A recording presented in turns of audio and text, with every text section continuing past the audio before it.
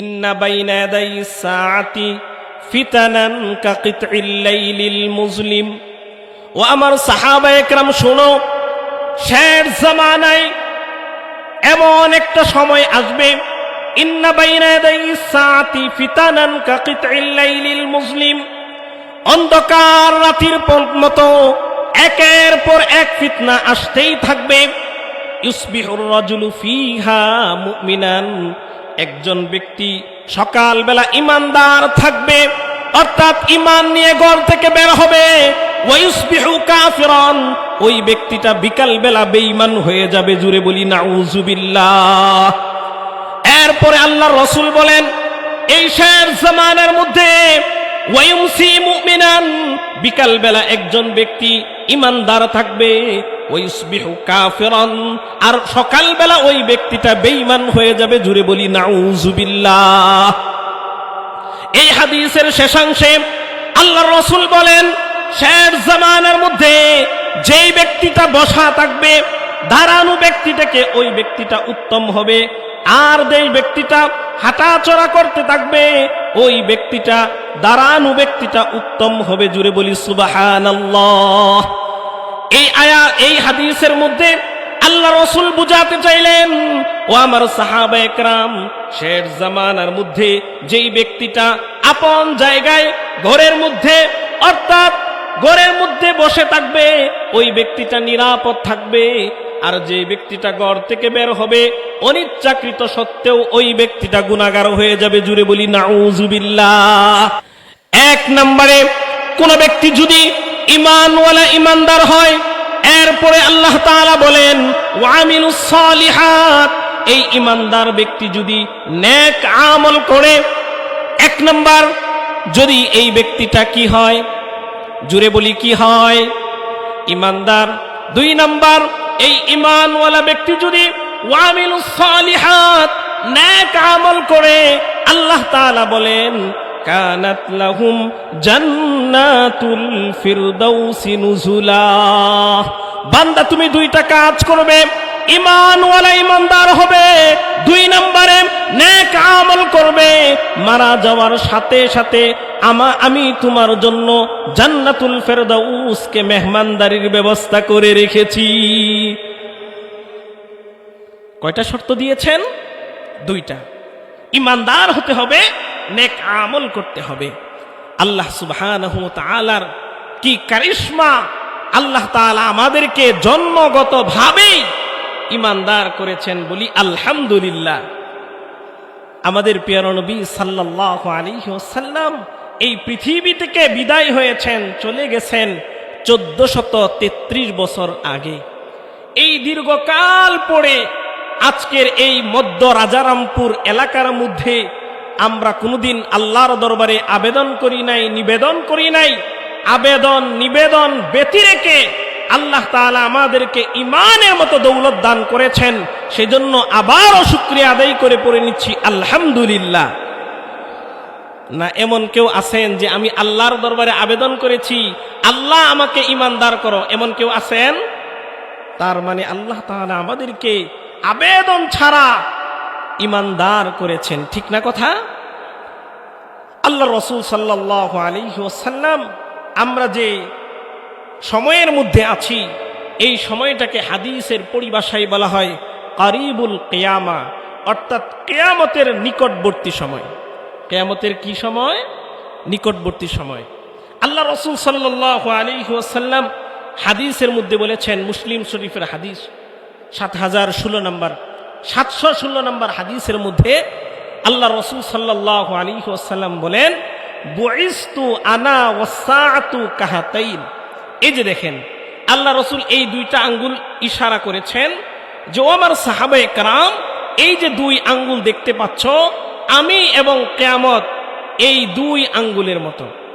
অর্থাৎ আল্লাহ রাসূল বুঝাতে চাইলেন, এই দুইটা আঙ্গুল যেরকম একত্রে পাশাপাশি, কিয়ামতটাও অতি নিকটে। কথা কি বুঝতে পেরেছেন? এই শেষ জামানার মানুষদেরকে আল্লাহ রাসূল কিছু ভালো সংবাদ শুনিয়েছেন, আবার কিছু খারাপ সংবাদ শুনিয়েছেন। এক নাম্বার, আল্লাহ রাসূল সাল্লাল্লাহু আলাইহি ওয়াসাল্লাম এই জগতের অর্থাৎ এই সময়ের উম্মতে মুহাম্মাদি যারা আছে তাদেরকে কিছু ভালো সংবাদ শুনিয়েছেন, কিছু কি সংবাদ শুনিয়েছেন? খারাপ সংবাদ শুনিয়েছেন। আল্লাহ রাসূল সাল্লাল্লাহু আলাইহি ওয়াসাল্লাম বলেন, ইন্না বাইনা ইয়াদাইস সাআতি ফিতানান কাকিতইল লাইলিল মুজলিম। ও আমার সাহাবায়ে কেরাম শোনো, শেষ জামানায় এমন একটা সময় আসবে, ইন্না বাইনা ইয়াদাইস সাআতি ফিতানান কাকিতইল লাইলিল মুজলিম, অন্ধকার রাতের মতো একের পর এক ফিতনা আসতেই থাকবে। ইউসবিহুর রাজুলু ফিহা মুমিনান, একজন ব্যক্তি সকালবেলা ইমানদার থাকবে, অর্থাৎ ইমান নিয়ে ঘর থেকে বের হবে। ওয়াইসবিহু কাফিরান, ওই ব্যক্তিটা বিকালবেলা বেঈমান হয়ে যাবে। জুড়ে বলি নাউযুবিল্লাহ। এরপরে আল্লাহর রাসূল বলেন, এই শেষ জামানার মধ্যে ওয়ায়ুমসি মুমিনান, বিকালবেলা একজন ব্যক্তি ইমানদার থাকবে।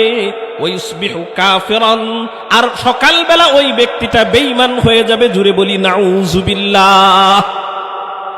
এই হাদিসের শেষাংশে আল্লাহর রাসূল বলেন, শেষ জামানার মধ্যে যেই ব্যক্তিটা বসা থাকবে, দাঁড়ানো ব্যক্তিটাকে ওই ব্যক্তিটা উত্তম হবে, আর যেই ব্যক্তিটা হাঁটাচলা করতে থাকবে ওই ব্যক্তিটা দাঁড়ানো ব্যক্তিটা উত্তম হবে। জুড়ে বলি সুবহানাল্লাহ। এই হাদিসের মধ্যে আল্লাহ রাসূল বুঝাতে চাইলেন, ও আমার সাহাবায়ে কেরাম, শেষ জামানার মধ্যে যেই ব্যক্তিটা আপন জায়গায় ঘরের মধ্যে, অর্থাৎ ঘরের মধ্যে বসে থাকবে, ওই ব্যক্তিটা নিরাপদ থাকবে।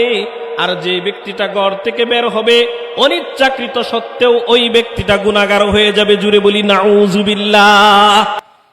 আল্লাহ রাসূল বললেন, শেষ জামানায় যেই ব্যক্তিটা আপন আপন জায়গায় বসে থাকবে ওই ব্যক্তিটা গুনাহ মুক্ত থাকবে।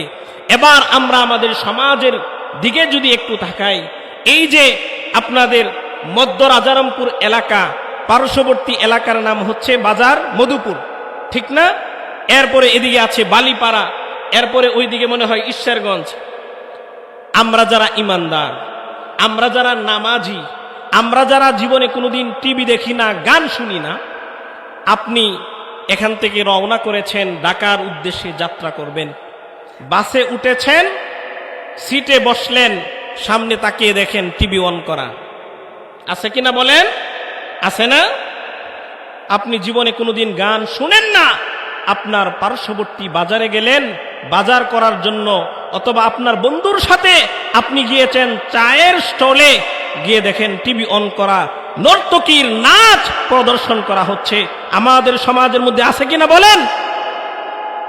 তার মানে বোঝা গেল, আপনি চায়ের স্টলে গেলেন আপনার বন্ধুকে নাস্তা করার জন্য, আপনার ঘরে টিভি নাই, আপনার পার্শ্ববর্তী বাড়িতে টিভি নাই, আপনি কোনোদিন টিভি দেখেন না, অনিচ্ছাকৃতভাবে টিভির সামনে আপনাকে বসতে হলো কিনা? বসতে হলো কিনা বলেন? আপনি সেলুনে চুল কাটতে গেছেন, গিয়ে দেখেন গান, সাউন্ড কি বলে, বক্সের মধ্যে গান বাজানো হচ্ছে, অনিচ্ছাকৃত সত্ত্বেও গানের আওয়াজ কানের মধ্যে আসে কিনা বলেন? আসে কিনা? আপনি শপিং করতে গেলেন, দোকানের মধ্যে একজন পুরুষ থেকে, একজন যদি পুরুষ থাকে দোকানের মধ্যে, 4 জন মহিলা আছে কিনা বলেন? আপনি জীবনে কোনোদিন বেগানা নারীর দিকে তাকান না, অনিচ্ছাকৃত আপনার জরুরতের কারণে আপনি দোকানে গিয়েছেন, চোখের সামনে পড়ে কিনা বলেন? আল্লাহ রাসূল এটাই বুঝাতে চাইলেন, একজন ব্যক্তি যখন তার নিজ জায়গায়, আপন জায়গায় যখন বসে থাকবে ওই ব্যক্তিটা নিরাপদ থাকবে। জরুরতের কারণেও ঘর থেকে বের হলে অনিচ্ছাকৃত সত্ত্বেও ওই ব্যক্তিটা গুনাহগার হয়ে যাবে। এখন আমাদের সমাজের সাথে আল্লাহ রাসূলের 1433 বছর আগের হাদিসের কথা মিল পাইলাম কিনা? আমরা কথা বলেন, মিল পাইলাম কিনা? এই দুঃসময়ের মধ্যে, এই ফিতনা ফাসাদের মধ্যেও যদি কোনো ব্যক্তি ঈমান নিয়ে আমল করতে পারে, লাভ আছে না ক্ষতি?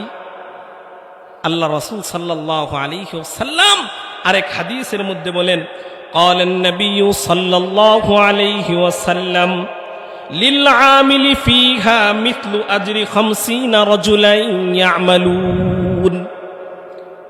আল্লাহর নবী সাল্লাল্লাহু আলাইহি ওয়াসাল্লাম সাহাবা একরামদেরকে বলেন, ও আমার সাহাবা একরাম, এই ফিতনা ফাসাদের সময়ের মধ্যেও যদি কোন ব্যক্তি আমল করতে পারে, ওই ব্যক্তির আমল নামার মধ্যে 50 জন ব্যক্তি আমল করলে যেই সব হবে, ওই একজন ব্যক্তির আমলের মধ্যে 50 জন ব্যক্তির সমপরিমাণ সব দেওয়া হবে।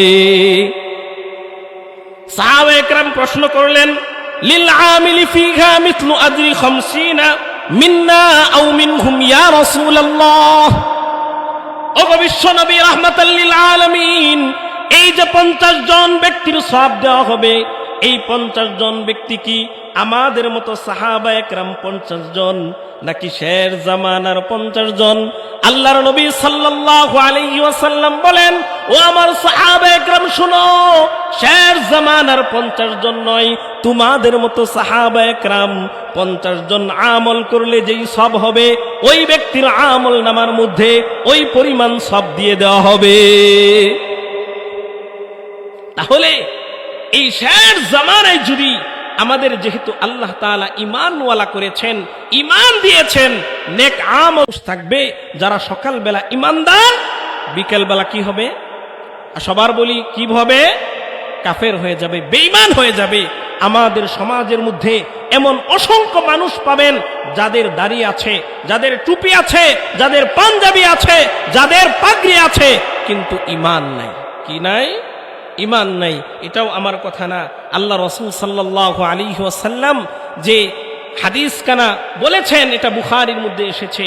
আল্লাহ রাসূল সাল্লাল্লাহু আলাইহি ওয়াসাল্লাম বলেন, ইয়াখরুজু ফীকুম, ও আমার সাহাবা একরাম শুনো, শের জামানার মধ্যে ইয়াখরুজু ফীকুম, এমন একটা দল বের হবে, তাহকিরুনা সালাতাকুম মা সালাতিহিম, তারা এমন আমল করবে, এত পরিমাণ নামাজ পড়বে, এত পরিমাণ নামাজ পড়বে, এদের নামাজের সাথে যদি তোমাদের নামাজটা কম্পেয়ার করো, তোমাদের নামাজটা তুচ্ছ মনে হবে। কি মনে হবে? তুচ্ছ মনে হবে। অর্থাৎ এরা এত পরিমাণ নামাজ পড়বে, তোমরা যে পরিমাণ আমল করো, এই আমলের সাথে যদি কম্পেয়ার করো, ওজন করো, পরিমাপ করো, মনে হবে তোমরা অল্প আমল করছো, এরা বিশাল আমল করতেছে। কিন্তু শোনো, এদের অবস্থা কি? ইয়ামরুকুনা মিনাদ-দ্বীন, এরা দিন থেকে এমন ভাবে বের হয়ে যাবে যেমন ধনুক থেকে তীরটা বের হয়ে যায়। জুড়ে বলি নাউযুবিল্লাহ। এরা কোরআন তেলাওয়াত করবে, আল্লাহ রাসূল সাল্লাল্লাহু আলাইহি ওয়াসাল্লাম বলছেন, লা ইউজাউযু হানাজিরাহুম, এরা কোরআন তেলাওয়াত করবে ঠিক, কিন্তু গলার ভিতরে এদের কোরআন প্রবেশ করবে না। জুড়ে বলি নাউযুবিল্লাহ। মানে কি? এরা কোরআনকে পরিপূর্ণভাবে মানবে না। একজন ব্যক্তি নামাজ পড়ে, রোজা রাখে, হজ করে, সব ঠিক আছে, মসজিদের ইমাম সাহেব যদি জুমার বয়ানে বলেন যে সুদ খাওয়া তো হারাম, কি বলেন? সুদ খাওয়া হারাম। আহাল্লাল্লাহুল বাইআ ওয়া হাররামার রিবা, ব্যবসাকে আল্লাহ তাআলা হালাল করেছেন, সুদকে হারাম করেছেন। পরের দিন ইমাম সাহেবের চাকরি নাই। কি নাই? চাকরি নাই। ইমাম সাহেবের নেক আমলের কথা, অন্যান্য ওয়াজ নসিহত সব ভালো লাগে বলে, কিন্তু ইমাম সাহেব এই ওয়াজটা কি করলো? আমাকে টার্গেট করেই করেছে। তার মানে তার কাছে ইসলাম মানে হলো নামাজ, তার কাছে ইসলাম মানে হলো রোজা, তার কাছে ইসলাম মানে হলো হজ। কিন্তু ইসলাম মানে যে সুদ খাওয়াটাও হারাম করেছে, সে এই অংশ মানলো না অমান্য করলো? সবাই বলি মানলো না অমান্য করলো? আল্লাহ রাসূল বলেন, এই ব্যক্তিটা আর ইসলামের মধ্যে নাই, সে ইসলাম থেকে বের হয়ে গেছে। জুড়ে বলি নাউযুবিল্লাহ। যদি বলা হয়, ভাই আপনাকে আল্লাহ তাআলা ক্ষমতাধর করেছেন, কি করেছেন? ক্ষমতাধর করেছেন, ক্ষমতাসীন আপনাকে বানিয়েছেন। মাজলুমের উপর, দুর্বলের উপর আপনি জুলুম করবেন না, চাঁদাবাজি করবেন না, অন্যের সম্পদ ভক্ষণ করবেন না। আমাদের সমাজের মধ্যে এই শ্রেণীর মানুষ আছে কিনা বলেন? আল্লাহ তাআলা ময়দানে মাহশরের মধ্যে এদের অবস্থাও বর্ণনা করেছেন। আল্লাহ তাআলা বলেন, এই ময়দানে মাহশরের মধ্যে যারা ক্ষমতা পাওয়ার পরে জুলুম করবে, এরা বলবে মা আগনা আন্নি মালিয়া, ওগো আজকে আমার সম্পদ তো কোনো কাজে আসলো না। জোরে বলি নাউযুবিল্লাহ। হালাকা আন্নি সুলতানিয়া, আমার সালতানাত, আমার ক্ষমতা, আমার দাপট একটাও তো কাজে আসলো না। এই যে আজকে আপনার স্ত্রীর জন্য, আপনার ছেলের জন্য, আপনার পরিবারের জন্য পুরোটা সময় আপনি ব্যয় করতেছেন, ওই দিন কি অবস্থা হবে? আল্লাহ তাআলা বলেন ইয়াউমা ইয়াফিরুল মারউ মিন আখি, ওই দিন ভাই ভাই থেকে পলায়ন করবে, স্ত্রী তার স্বামী থেকে পলায়ন করবে। সূরা হজের 1 নম্বর আয়াতের মধ্যে আল্লাহ তাআলা বলেন ইয়া আইয়ুহান নাসুত্তাকু রাব্বাকুম ইন্না যালজালাতাস সাআতি শাইউন আযীম। ইয়া আইয়ুহান নাসুত্তাকু রাব্বাকুম, ওহে দুনিয়ার মানুষ, তোমরা তোমাদের রবকে ভয় করো। আমাদের রবকে একটু আওয়াজ করে বলি না, আমাদের রবকে। আল্লাহর নাম নিলে লাভ না ক্ষতি। আল্লাহর রাসূল সাল্লাল্লাহু আলাইহি ওয়াসাল্লাম হাদিসে কুদসির মধ্যে বলেছেন, আল্লাহ তাআলা হাদিসে কুদসির মধ্যে বলেছেন, হাদিসে কুদসি মানে হাদিস হচ্ছে 2 প্রকার। কয় প্রকার? 2 প্রকার। আমি কথাগুলো একটু তাড়াহুড়ো করে বলছি, আপনারা বুঝতেছেন না ইনশাআল্লাহ। হাদিস কয় প্রকার? 2 প্রকার। হাদিসে কুদসি এটা আল্লাহ তাআলার কথা। কোরআনের মধ্যে এবং হাদিসে কুদসির মধ্যে পার্থক্য কি? কোরআন নামাজে পড়লে নামাজ হয়, কিন্তু হাদিসে কুদসি নামাজ পড়লে নামাজ হয় না। পার্থক্য শুধু এইটুকুই। হাদিসে কুদসির মধ্যে আল্লাহ তাআলা কি বলেন? ইযা যাকারানি আবদি ফি নাফসি যাকারতুহু ফি নাফসিহি। কোন বান্দা যখন আমি রব্বুল ইজ্জাত ওয়াল জালালের নামটা মনে মনে স্মরণ করে, আমি রব্বুল ইজ্জাত ওয়াল জালাল ওই ব্যক্তির নামটাও মনে মনে স্মরণ করি। জুড়ে বলি সুবহানাল্লাহ। ওয়া ইন যাকারানি ফি মালাইন, কোন ব্যক্তি যদি সম্মিলিতভাবে আমার নাম স্মরণ করে, আমি রব্বুল ইজ্জাত ওয়াল জালাল এই মজলিস থেকে উত্তম একটা মজলিস, ফেরেশতাদের মজলিসের মধ্যে আমি ওই ব্যক্তির নামটাও স্মরণ করি। জুড়ে বলি সুবহানাল্লাহ। আল্লাহ তাআলা কোরআনের অন্য আয়াতের মধ্যে বলেছেন ইন্নামাল মুমিনুনা আল্লাযীনা ইযা যুকিরাল্লাহ। আল্লাহ তাআলা এখানে মুমিনের 5টা গুণের কথা বলেছেন। কয়টা গুণ? সবাই বলি কয়টা গুণ?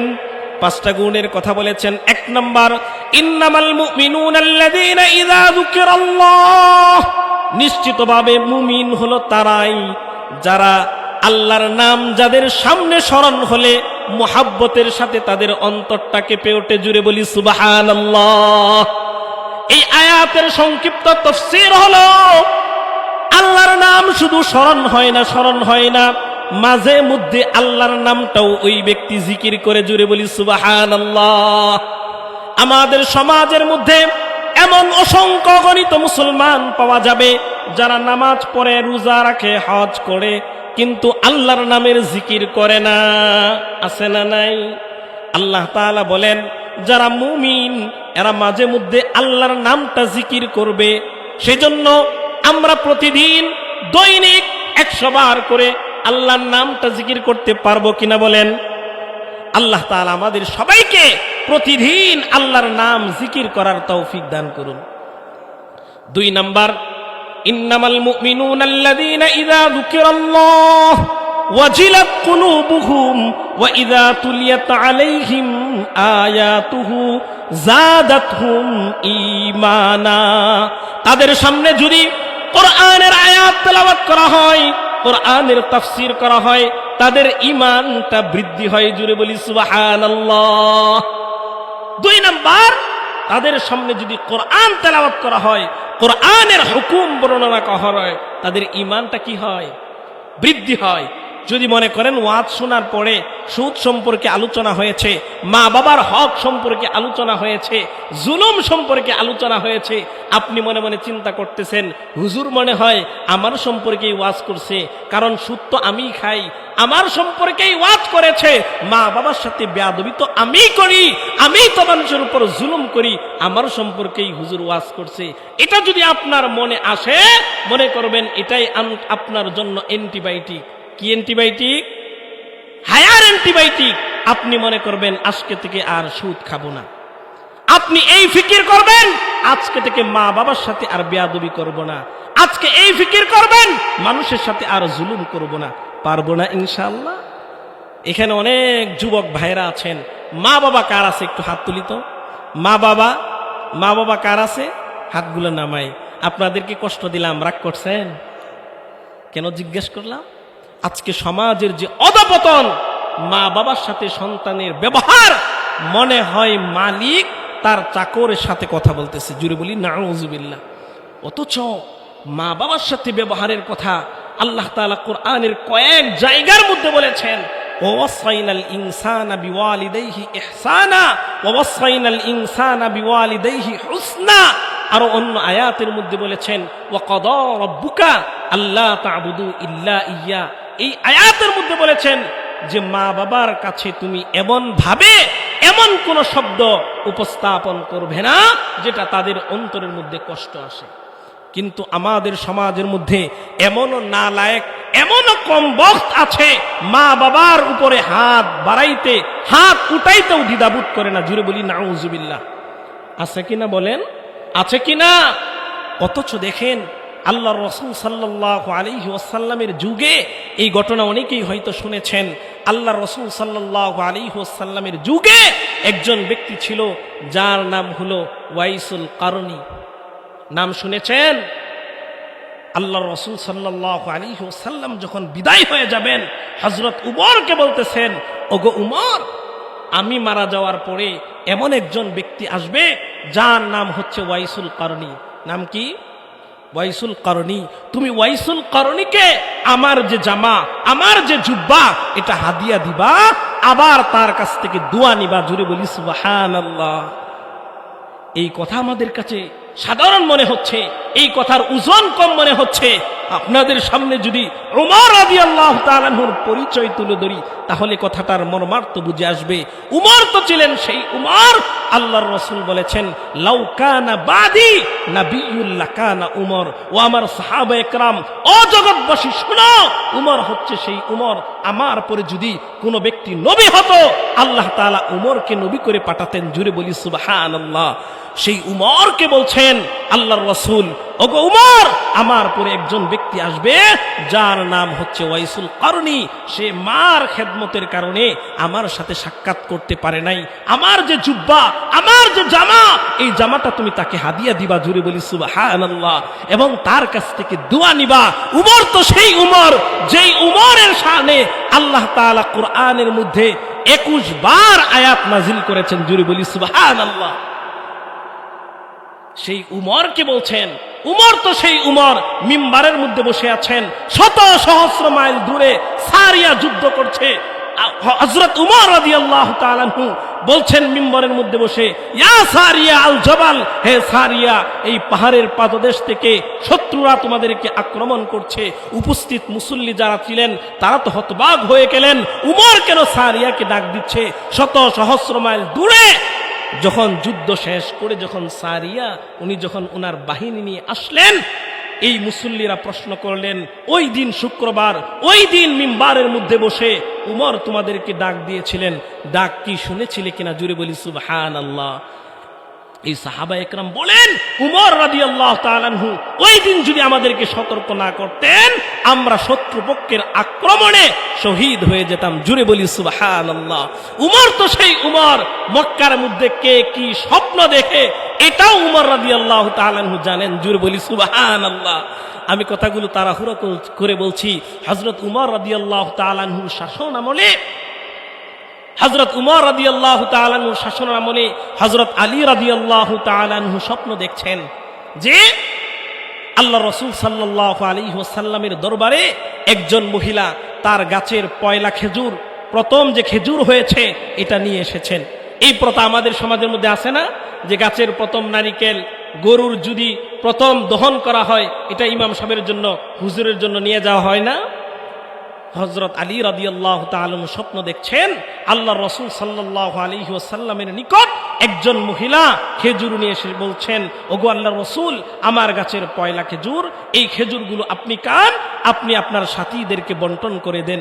বন্টন করতে করতে হযরত আলী রাদিয়াল্লাহু তাআলা আনহুকেও একটা খেজুর দিলেন। জুড়ে বলি সুবহানাল্লাহ।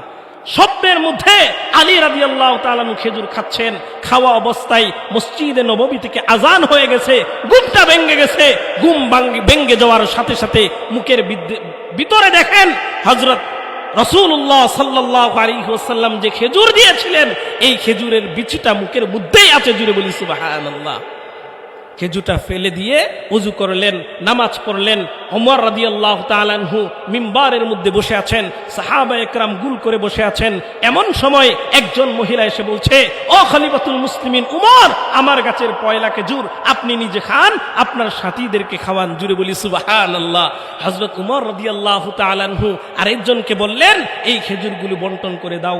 বন্টন করতে করতে করতে করতে এক পর্যায়ে আলী রাদিয়াল্লাহু তাআলা আনহুর কাছে যখন আসলেন, এই ব্যক্তি একটা খেজুর দিলেন। কয়টা খেজুর? কয়টা খেজুর? একটা খেজুর দিলেন। এবার আলী রাদিয়াল্লাহু তাআলা আনহু বলতেছেন, ওগো খলিফাতুল মুসলিমিন, আমাকে একটা খেজুর দিয়েছেন, আরেকটা খেজুর দেওয়া যায় কিনা? জুড়ে বলি সুবহানাল্লাহ। এবার উমর কি উত্তর দেন? উমর রাদিয়াল্লাহু তাআলা আনহু বলেন, ওগো আলী, রাতের বেলা বিশ্ব নবী রাহমাতাল লিল আলামিন তো তোমাকে একটা খেজুর দিয়েছেন, আমি তোমাকে দুইটা খেজুর কেমনে দেই? জুড়ে বলি আল্লাহু আকবার। তার মানে উমর রাদিয়াল্লাহু তাআলা আনহু সেই উমর ছিলেন যিনি মক্কার মধ্যে, মদিনার মধ্যে কে কি স্বপ্ন দেখেন সেটাও জানেন। সেই উমরকে আল্লাহ রাসূল বলছেন, ওগো উমর, শোনো, আমার ইন্তেকালের পরে একজন ব্যক্তি আসবে, আমার জুব্বা, আমার জামাটা তুমি হাদিয়া দিবা, তার কাছ থেকে দোয়া নিবা। জুড়ে বলি সুবহানাল্লাহ। এই ব্যক্তিটা তার মার খেদমত করেছিল। কি করেছিল? মার খেদমত করেছিল। আজকে যুবকরা তো এমন হতবাগা হয়ে গেছে, মোবাইল নিয়ে পড়ে আছে। মা বাবার সাথে যে সুন্দর করে কথা বলবে, মা বাবার সাথে যে ভালো ব্যবহার করবে, এটার তো প্রশ্নই আসে না। কথা বলেন ঠিক কিনা? অথচ আল্লাহ রাসূল বলেছেন, ও দুনিয়ার মানুষ শোনো, তুমি যদি তোমার মাকে অথবা তোমার বাবাকে পেয়ে যাও, বৃদ্ধ অবস্থায় খেদমত করে তুমি জান্নাত কামাই করে নাও। জুড়ে বলি সুবহানাল্লাহ। আল্লাহ রাসূল সাল্লাল্লাহু আলাইহি ওয়াসাল্লাম হাদিসের মধ্যে বলেছেন, কোন ব্যক্তি যখন একজন তার মার দিকে একবার তাকাবে, একটা হজের সওয়াব হবে। জুড়ে বলি সুবহানাল্লাহ। সাহাবা একরাম প্রশ্ন করলেন, ওগো আল্লাহর রাসূল, আমি যদি আমার মার দিকে, আমার বাবার দিকে 100 বার তাকাই, তাহলে কি 100 হজের সওয়াব হবে? আল্লাহর রাসূল বলেন, হ্যাঁ, তুমি যদি 100 বার না 1000 বার তাকাও, 1000 বার নফল হজের সওয়াব হবে। জুড়ে বলি সুবহানাল্লাহ। এজন্য যুবক ভাইয়েরা, আমাদের যাদের মাতা পিতা জীবিত আছে, মা বাবার খেদমত করতে পারবো না ইনশাআল্লাহ? পারবো না ইনশাআল্লাহ? আল্লাহ তাআলা মা বাবার খেদমত করার তৌফিক দান করুন। জুড়ে বলি আমিন। তো যে কথা বলছিলাম, আল্লাহ তাআলা আমাদেরকে ঈমানওয়ালা, ঈমানদার করেছেন। 2 নম্বর শর্ত দিয়েছেন, নেক আমল করা। কি করা? নেক আমল করা। নেক আমল হচ্ছে 2 প্রকার। কয় প্রকার? 2 প্রকার। আজকালকার আমাদের সমাজের মধ্যে আমরা নামাজ পড়ি, রোজা রাখি, হজ করি, আমরা মনে করি এটাই মনে হয় যথেষ্ট। কিন্তু সুদ খাওয়া ছাড়ি না, ঘুষ খাওয়া ছাড়ি না, অন্যের ক্ষেতের আল সরাইতে ছাড়ি না। আছে না এমন? ক্ষেতের যে সীমানা, আমি কি ভুল বলতেছি?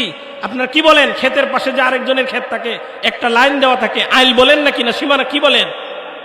আইল হয় কিনা? যে 1 হাত ছিল, পরের বছর 4 আঙ্গুল, পরের বছর 4 আঙ্গুল, এভাবে নেওয়ার মতো অভ্যাস আমাদের সমাজের মধ্যে আছে কিনা? অথচ এই ব্যক্তিটা নামাজ 1 ওয়াক্ত মিস নাই। দেখেন, আমরা যারা নামাজ পড়ি, আমরা যারা রোজা রাখি, আমরা যারা হজ করি, আমরা মুমিন হয়েছি। কি হয়েছি? মুমিন হয়েছি। আল্লাহ তাআলা অন্য আয়াতের মধ্যে বলেছেন, ইয়া আইয়ুহাল্লাযীনা আমানুত্তাকুল্লাহ হাক্কা তুকাতিহি ওয়া লা তামুতুন্না ইল্লা ওয়া আনতুম মুসলিমুন। ও দুনিয়ার ঈমানদারেরা শোনো, তোমাদেরকে ঈমানদার হলেই হবে না, মুসলিম হওয়া লাগবে। কি হওয়া লাগবে? মুসলিম। মুসলিম বলা হয় 2 গুণওয়ালা ব্যক্তিকে। কয় গুণওয়ালা ব্যক্তিকে? 2 গুণওয়ালা ব্যক্তিকে। যে ব্যক্তি কালিমা পড়ে, নামাজ পড়ে, রোজা রাখে, এই ব্যক্তিটা হলো মুমিন। এই ব্যক্তিটা কি? মুমিন, সবাই বলি এই ব্যক্তি কি? মুমিন। যে ব্যক্তি আল্লাহকে ভয় করে, যে ব্যক্তি আল্লাহকে কি করে? ভয় করে, এই ব্যক্তির নাম হচ্ছে মুত্তাকি। এই ব্যক্তির নাম কি? মুত্তাকি। কোন ব্যক্তি যখন মুমিন হয়, কোন ব্যক্তি যখন মুত্তাকি হয়, এই ব্যক্তির নাম হলো মুসলমান। এই ব্যক্তির নাম কি? মুসলমান। আমরা সমাজের মধ্যে নামাজ পড়ি, রোজা রাখি, হজ করি, আমরা মুমিন হয়েছি, কিন্তু সমাজের মধ্যে মুত্তাকি পাওয়া যায় না। কি পাওয়া যায় না? মুত্তাকি পাওয়া যায় না। যদিও আমরা আমাদের নিজেদেরকে মুসলমান বলে দাবি করি, আমরা মুসলমান না, বড়জোর মুমিন। বড়জোর কি? মুমিন। যদি মুসলমান হতে চাই, আল্লাহ তাআলা বলেন শুধু মুমিন হলে হবে না, ওয়া আনতুম মুসলিমুন, তোমরা মুসলমান না হয়ে কেউ মৃত্যুবরণ করো না। তার মানে মুত্তাকি হওয়া লাগবে। কি হওয়া লাগবে? মুত্তাকি হওয়া লাগবে, অর্থাৎ আল্লাহকে ভয় করা লাগবে। ভয় কিভাবে করব? ভয় কিভাবে করব? নামাজ পড়লাম, নামাজ পড়ে যখন ব্যবসার মধ্যে লিপ্ত হয়েছি, ওজনে যদি কম দেই, আল্লাহকে ভয় করলাম। যখন ওজনে কম দিব, ওই সময় যদি বলা হয় ইত্তাকুল্লাহ, আল্লাহকে ভয় করো, অর্থাৎ আল্লাহর যে সীমা আছে এই সীমা মানো। ব্যবসায়ী ওজনের মধ্যে কম দেওয়া যাবে? কম দেওয়া যাবে? কম দেওয়া যাবে না। আল্লাহ তাআলা সুদকে হারাম করেছেন, সুদ খাওয়া যাবে? সুদ খাওয়া যাবে না। এই জায়গায় আল্লাহকে ভয় করতে হবে। মানুষের উপর জুলুম করা যাবে? যদি আপনি ক্ষমতাসীন হন, আপনার জুলুম করতে আপনার নফস চায়, আপনি সাথে সাথে মনে করবেন ইত্তাকুল্লাহ, আমি তো আল্লাহকে ভয় করি, আমি তো মানুষের উপর জুলুম করতে পারবো না, আমি তো আল্লাহকে ভয় করি, আমি তো সুদ খাইতে পারবো না, আমি তো আল্লাহকে ভয় করি, আমি তো জুলুম করতে পারবো না, আমি তো আল্লাহকে ভয় করি, ব্যবসার মধ্যে ওজন কম দিতে পারবো না, আমি তো আল্লাহকে ভয় করি, অন্যের জমিন আইল কেটে কেটে নিতে পারবো না। এটাকে বলা হয় ইত্তাকুল্লাহ। এটাকে কি বলা হয়? ইত্তাকুল্লাহ। মুমিন এবং মুত্তাকি, এই দুই গুণ যে অর্জন করবে, এই ব্যক্তিটার নাম হচ্ছে মুসলমান। এই ব্যক্তিটার নাম কি? মুসলমান। আমরা অনেকেই মুমিন কিন্তু মুত্তাকি না। আজকের পর থেকে আল্লাহকে ভয় করতে পারবো না? আল্লাহকে ভয় করতে পারবো কিনা? সুদ খেয়ে না সুদ ছেড়ে? সবাই বলেন, সুদ খেয়ে না সুদ ছেড়ে? আর বোনের হক, বোনের হক দিয়ে না বোনের হক খেয়ে? কথা বলেন। বোনের হক দিব তো? বোনের হক দিব তো ইনশাআল্লাহ? মানুষের উপর জুলুম করব?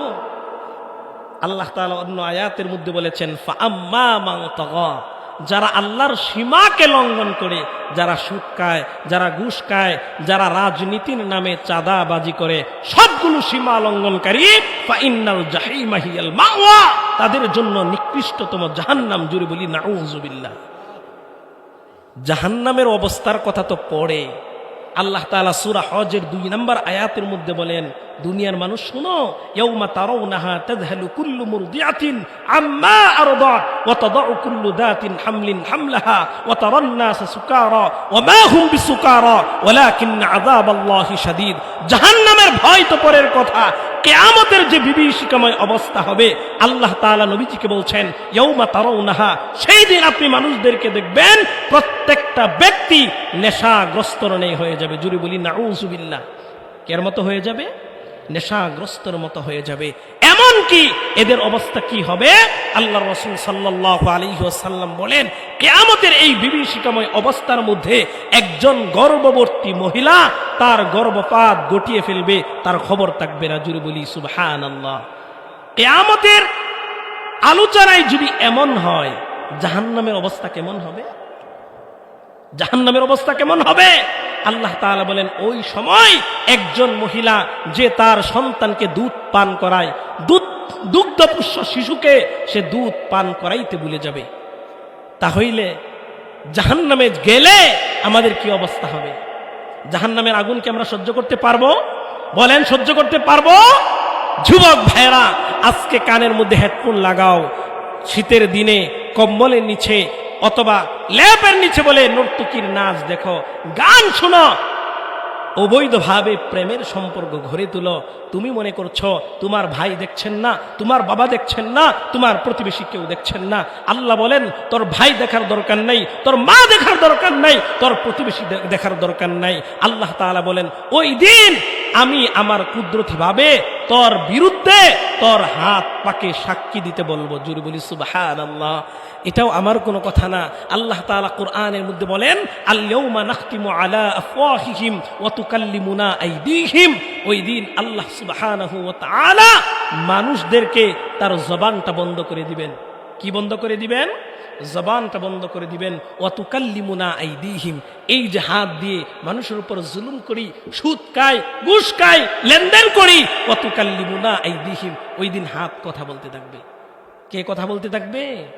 হাত কথা বলতে থাকবে, চোখ কথা বলতে থাকবে, আপনার পা কথা বলতে থাকবে। এই দিন কি এ কথা বলার কোনো সুযোগ আছে যে আমি সুদ খাই নাই, জুলুম করি নাই, অন্যের সম্পদ বক্ষণ করি নাই? এই কথা বলার কোনো সুযোগ আছে? আছে বলেন? ওই দিন মানুষের অবস্থা কি হবে? মানুষ বলবে হালাকা আন্নি সুলতানিয়া, আজকে আমার সালতানাত, আজকে আমার দাপট, আজকে আমার ক্ষমতা, মা আগনা আন্নি মালিয়া, আজকে আমার সম্পদ, কোনো কিছুই তো কাজে আসতেছে না। ওই দিন হাহাকার করলে কোনো কাজে আসবে বলেন? হাহাকার করলে কাজে আসবে? একটু বালিশের সাথে মাথাটা লাগাবেন, রাত্রিকালীন সময়ে যখন ঘুমান একটু মনে মনে চিন্তা করবেন, মনে মনে এইটা ফিকির করবেন, চোখটা বন্ধ করবেন, এই ফিকির করবেন, আমার জানটা বের হয়ে গেছে, আমি মারা গেছি, আমার জানটা বের হয়ে গেছে, আমি মারা গেছি, আমার আত্মীয় স্বজন কান্নাকাটি করছে, আমার ছেলে কান্না করছে, আমার মেয়ে কান্না করছে, আমার স্ত্রী কান্না করছে, আত্মীয় স্বজন কয়েকজন মিলে বাঁশ জার থেকে বাঁশ কাটতেছে, কয়েকজন গরম পানি করতেছে, কয়েকজন মিলে আমার খবরটা খনন করতেছে। এই অবস্থা হয় কিনা বলে? একটু যদি নিজেকে নিয়ে ফিকির করি, একটু যদি নিজেকে নিয়ে ফিকির করি, আমার যদি এখনই জানটা চলে যায়, হাত চলা বন্ধ হয়ে যাবে, চোখ চলা বন্ধ হয়ে যাবে, পাটা চলা বন্ধ হয়ে যাবে, মুহূর্তের মধ্যেই বিল্ডিং ঘর হোক, 2 তলা ঘর হোক আর 5 তলা ঘর হোক, কোটিপতি হই, সাথে সাথে ঘর থেকে বের করে দিবে। বের করবে কিনা বলেন? না এমন কোন প্রিয়সী, এমন কোন স্ত্রী আছে, এমন কোন ছেলে আছে, এমন কোন মেয়ে আছে, আপনি মারা যাবেন, মারা যাওয়ার পরেও আপনাকে আপনার ঘরের ভিতরে রেখে দিবে? এমন কি কোনো সন্তান আছে? কথা বলেন, আছে? আমরা মনে করি আমার সন্তান, আমার প্রিয়জন, এগুলোই তো আপন। কিন্তু একটু ফিকির করেন না, আমি আমার নিজেকে দিয়েই বলি, আমার আত্মীয় স্বজন, আমি যদি মারা যাই, আমার স্ত্রী হয়তো 2 দিন কাঁদবে, 1 দিন কাঁদবে, আমার মা হয়তো 1 সপ্তাহ কাঁদতে পারে, 2 দিন 3 দিন পরেই তো আমার পাড়া প্রতিবেশী যারা আছে তারা রকমারি খাবার নিয়ে হাজির। কথা বলেন, হাজির কিনা? আপনি যদি মারা যান, আপনার স্ত্রী, আপনার সন্তান, আপনার ছেলে, আপনার মেয়ে কান্নাকাটি করবে। রাত্রিকালীন সময়ে যদি মারা যান, আপনার দাফন হয়তো 9টায় হয়ে যাবে, সন্ধ্যাকালীন সময়ে আপনার পাড়া প্রতিবেশী খাবার নিয়ে হাজির। কথা বলেন, হাজির কিনা? হয়তো আপনার ছেলে মেয়ে আপনাকে ভালো মোহাব্বত করে রাত্রে খাবে না, রাতটা পার হইতে দিয়ে হবে, সকালে কি অনাহারে থাকবে? থাকবে বলেন? 2 দিন পরেই তো আপনাকে ভুলে যাবে, 2 দিন পরেই তো আপনাকে ভুলে যাবে। এই জন্যই তো আল্লাহ তাআলা কোরআনের অন্য আয়াতের মধ্যে বলেছেন, ওয়ামাল হায়াতুদ দুনিয়া ইল্লা মাতাউল গুরুর। ও দুনিয়ার মানুষ, তোমাদেরকে এই দুনিয়ার কোন ধোঁকার মধ্যে তোমাদেরকে ফেলে রাখলো? আল্লাহ বলেন, আলা মিন মুস্তাগফিরিন, ও বান্দা তুমি গুনাহ করেছো, সুদ খেয়েছো, ঘুষ খেয়েছো, মানুষের উপর জুলুম করেছো, আলা মিন মুস্তাগফিরিন, আলা মিন মুস্তাগফিরিন, আমার কাছে ক্ষমা চাও, আমি রব্বুল ইজ্জত তোমাকে ক্ষমা করে দিব। জোরে বলি সুবহানাল্লাহ। আল্লাহ তাআলা ডাক দেন, ইয়া আইয়ুহাল ইনসান মা গররাকা বিরব্বিকাল কারীম। ও দুনিয়ার মানুষ, তোমার এই রব, তোমার দয়া মায়াশীল রবের নিকট থেকে তোমাকে কে দূরে সরে রাখলো? আল্লাহ বলেন, ও বান্দা তুমি তো আমার বান্দা। কার বান্দা বলেন? আমার বান্দা। তুমি কেন দূরে সরে আছো? কোন ব্যক্তি যদি সারা জীবন নামাজ না পড়ে, রোজা না করে, আল্লাহ বলেন লা তাকনাতু মির রাহমাতিল্লাহ, আমার রহমত থেকে তুমি নিরাশ হয়ো না, আমার কাছে ক্ষমা চাইতে দেরি হবে, ক্ষমা করতে দেরি করবেন না কে? আবার বলি কে?